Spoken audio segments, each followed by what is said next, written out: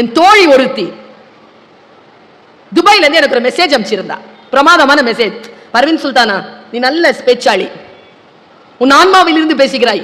You know, இங்கிலீஷ்ல எழுதுறாங்க, you know உனக்கு தெரியுமா உன் பேச்சு என்பது தூக்க மாத்திரை என்று. அது கீழே ஒண்ணு எழுதியிருந்தாங்க, அதுதான் மேட்டர்.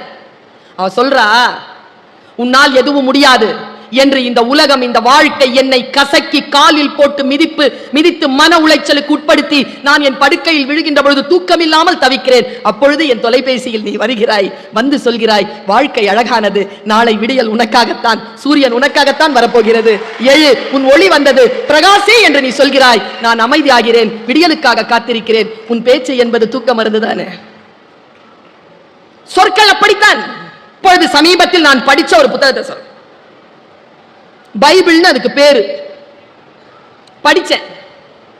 அதுல ஒரே ஒரு பகுதி, அந்த பகுதி என்ன நிறைய நாள் யோசிக்க வச்சிருக்கு. மதம் சார்ந்து அதுல எதுவுமே இல்லை. நான் சொல்ல போற கருத்துல மதம் சார்ந்து எதுவும் இல்லை. அப்படி இருந்தால் நானே சொல்ல மாட்டேன். மனிதனின் வாழ்க்கை சார்ந்த கருத்து. இப்படி தொடங்குதுங்க அந்த வசனம். காது இருக்கின்றவர்கள் கேட்க கடவீர்கள். சரியா? செல்வத்துள் செல்வம், அச்செல்வம்,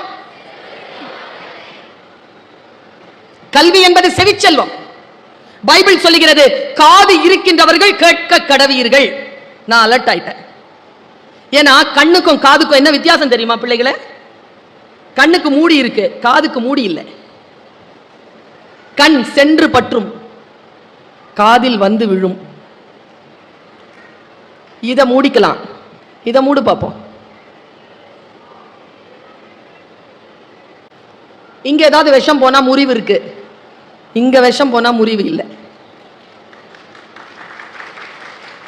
நல்ல சொற்களை கேட்டல். என் பேச்ச நீ கேட்கவே மாட்டியா? இப்படி சொல்றவங்க எத்தனை பேர் நம்ம கேட்டிருக்கிறோம்? எனக்கு ஒரு 10 வருஷமா ஒரு பிரச்சனை. யார் பார்த்தாலும், பர்வீன் சுல்தானா மேடம் உங்க பேச்சுனா எனக்கு ரொம்ப பிடிக்கும், இதுல என்ன உனக்கு பிரச்சனைங்கிறியா? அடுத்த டைலாக் ஒன்று சொல்லுவாங்க, உங்க பேச்சை கேட்காம நான் தூங்குறதே இல்லை, தூங்கும் போது உங்க பேச்சு கேட்டுட்டு தான் தூங்குறது. ரொம்ப நாளா எனக்கு ஒரு யோசனை, தூங்கவா பேசுறேன்? என் பேச்சை கேட்டு எப்படி உனக்கு தூக்கம் வருது? விழிக்க வைக்கத்தானே பேசுகிறேன்.